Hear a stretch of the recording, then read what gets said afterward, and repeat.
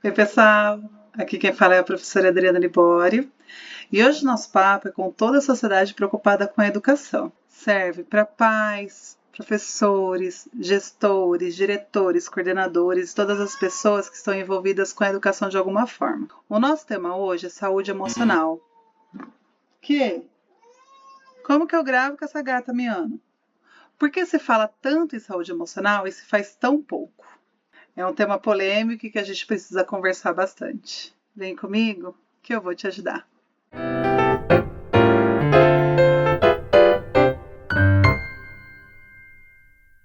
Nós, professores, lidamos com essa situação, com esse tema, o tempo todo na escola, né? Até porque a saúde emocional ela é a base para a formação saudável de todo o educando. Então, a BNCC ela traz para nós algumas diretrizes que a gente precisa cumprir com relação a isso. Então, por exemplo, nas competências gerais, ela traz vários itens, mas eu vou citar 3 que trata especificamente da saúde emocional. Então, acompanha comigo a leitura aqui do lado. Conhecimento e autocuidado. Conhecer-se, apreciar-se, a cuidar da saúde física e emocional, compreendendo-se na diversidade humana e reconhecendo suas emoções e as dos outros.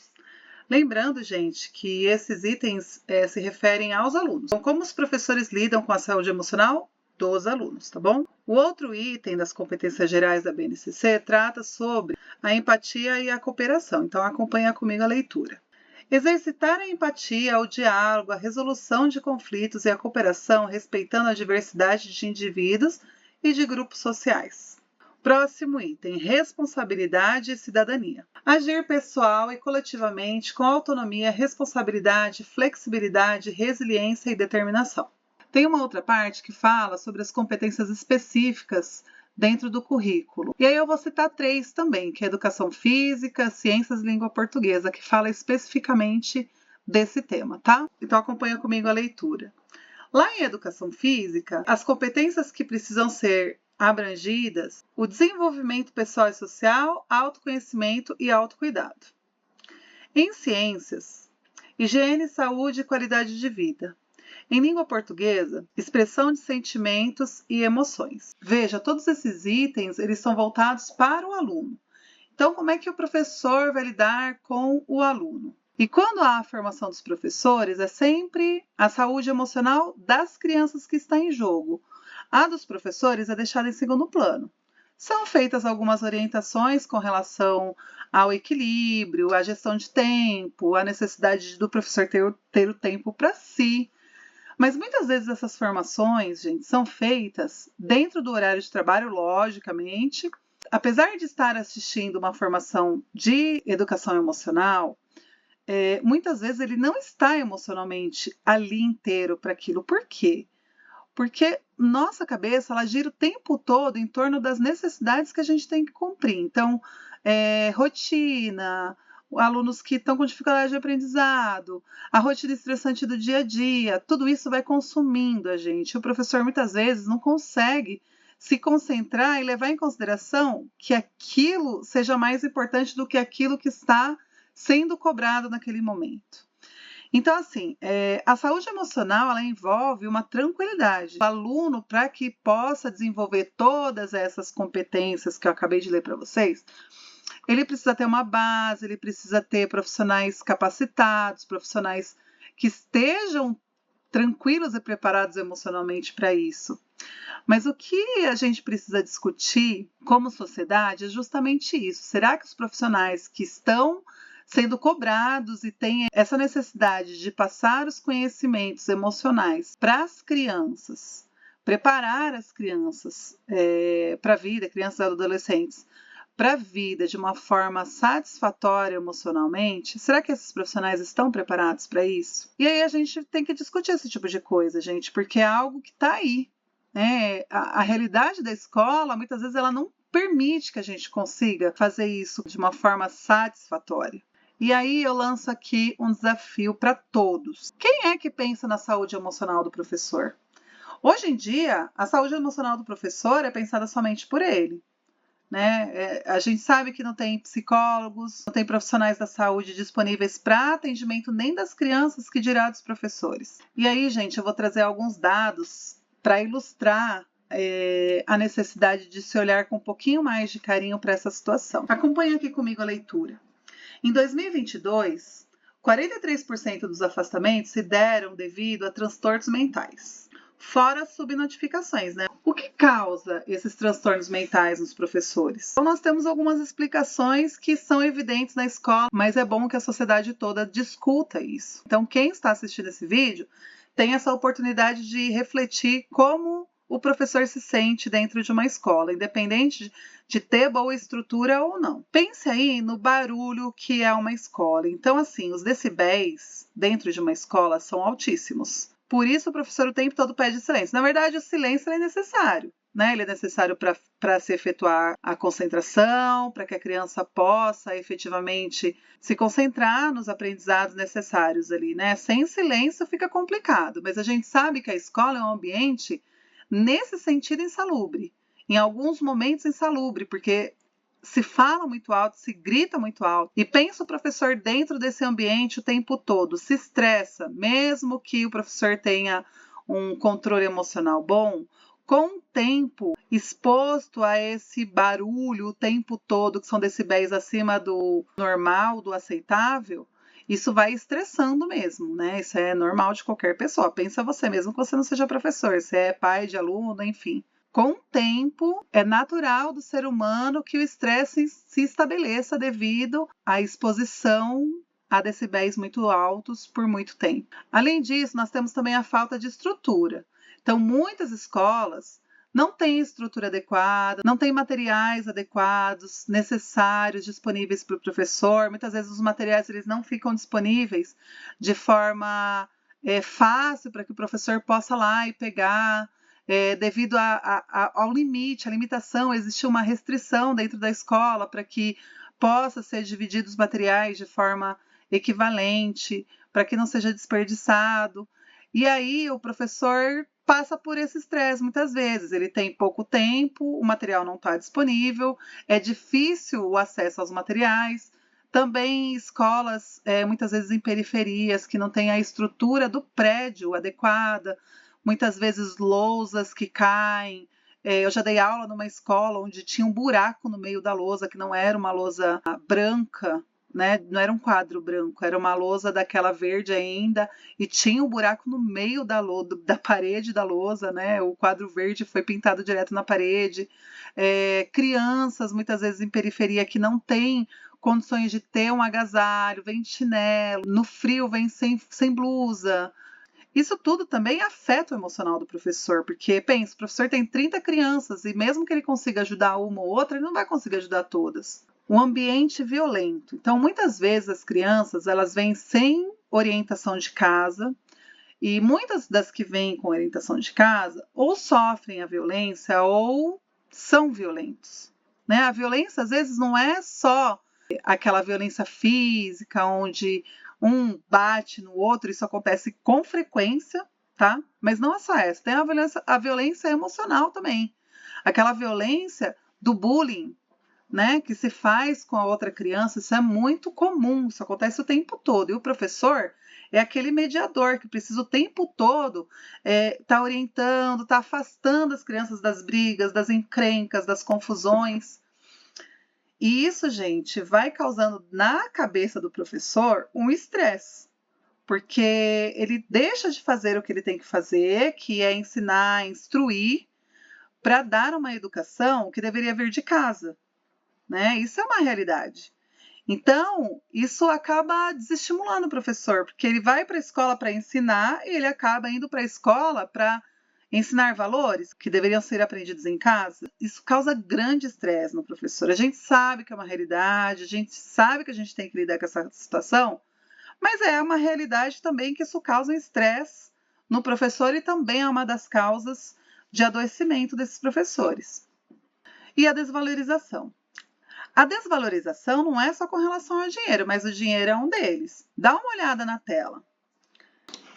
Essa é uma informação do DIEESE de 2019, onde a hora-aula de professores no ensino fundamental é de R$ 11,16 a hora-aula, e a hora-aula do professor no ensino médio é de R$ 12,93. Façam as contas aí e vejam quanto o professor ganha. Além da desvalorização na remuneração, nós temos também a desvalorização do trabalho. A sociedade, de uma forma geral, desvaloriza o professor.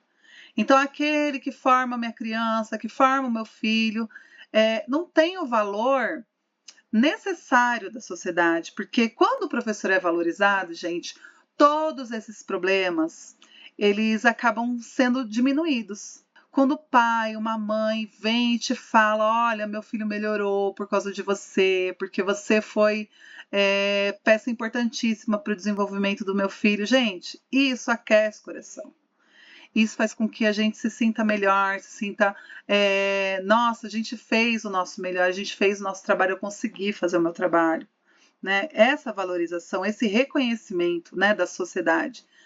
Só que são poucos os pais que fazem isso. Né? E você que é pai e mãe está assistindo esse vídeo, sempre valorize o professor do seu filho e fale isso para ele, porque a gente precisa ouvir.